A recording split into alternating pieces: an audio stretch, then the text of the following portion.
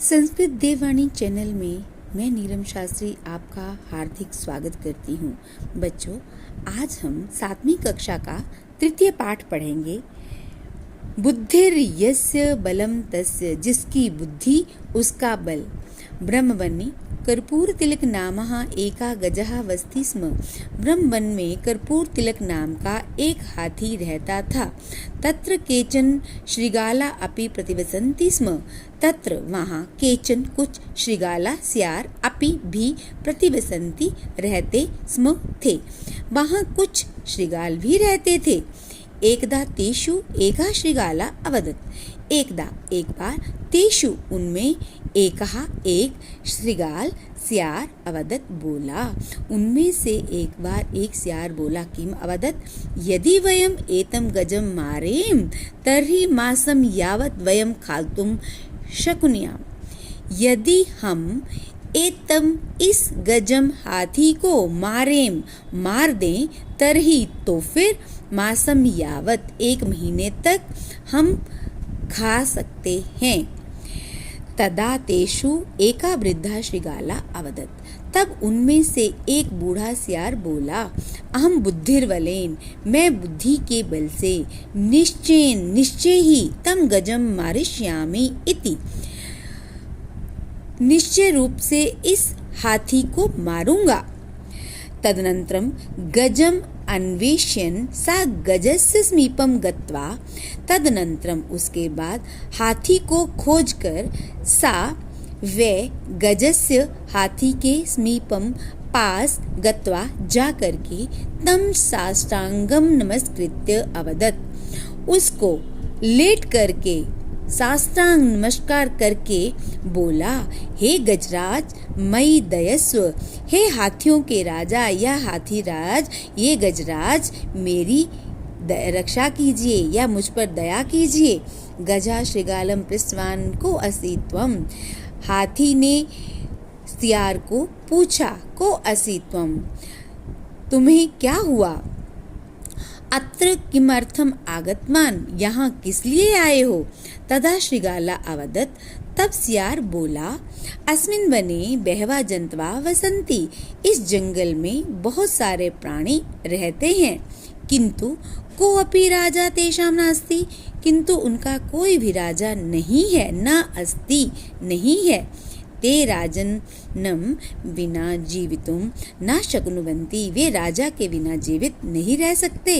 अतः ते सभां कृत्वा माम सूचितवन्ता यत्, इसलिए उन्होंने एक सभा करके मुझे सूचना देने के लिए कहा है कि, यत् मने कि, दैट, यदि गजराज अस्माकं राजा भवेत् तर्हि वरम, यदि गजराज हमारे राजा हों तो फिर हम बच सकते हैं। अहम तेषाम एव संदेशम नीत्वा आगतवतो अस्मि, मैं उनका ही संदेश ले करके आगतो अस्मि, आया हूँ। अगला पैराग्राफ।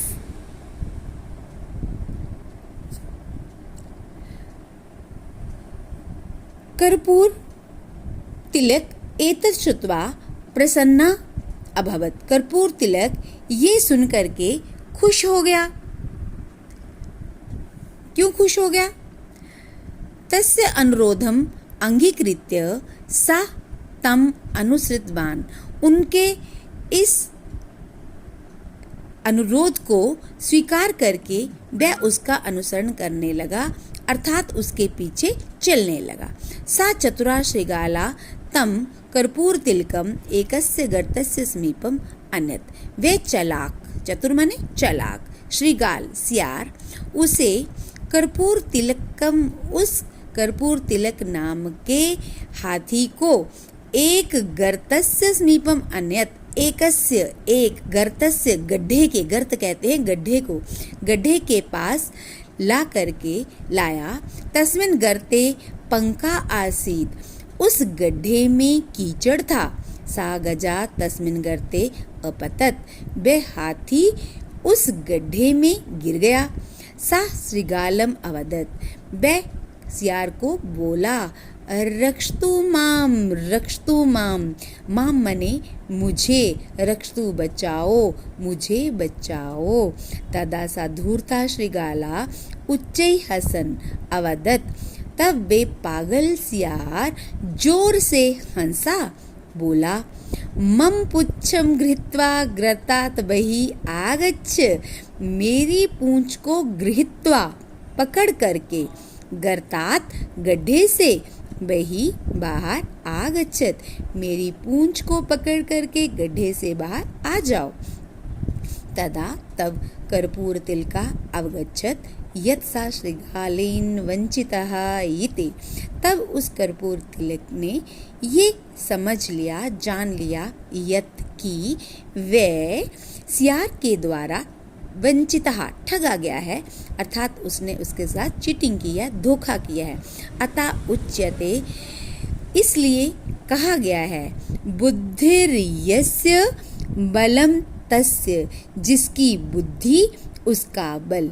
तो बच्चों, हमें इस कहानी से यही शिक्षा मिलती है, यदि कोई बहुत बलशाली है लेकिन उसकी बुद्धि अच्छी नहीं है, बुद्धि से काम नहीं लेता, तो उसे एक छोटा जीव भी उसे हर सकता है, उसको हरा सकता है। तो हमें हमेशा अपनी बुद्धि से ही काम लेना चाहिए, जैसा कि आपने इस कहानी में सुना कि जिसकी बुद्धि उसका बल। बलशाली हाथी भी उस छोटे से सियार के सामने हार गया, क्योंकि सियार बहुत ही चालाक जानवर होता है। तो बच्चों, हमें हमेशा अपनी बुद्धि से काम लेना चाहिए। तो ये थी कहानी बुद्धिर्यस्य बलम तस्य।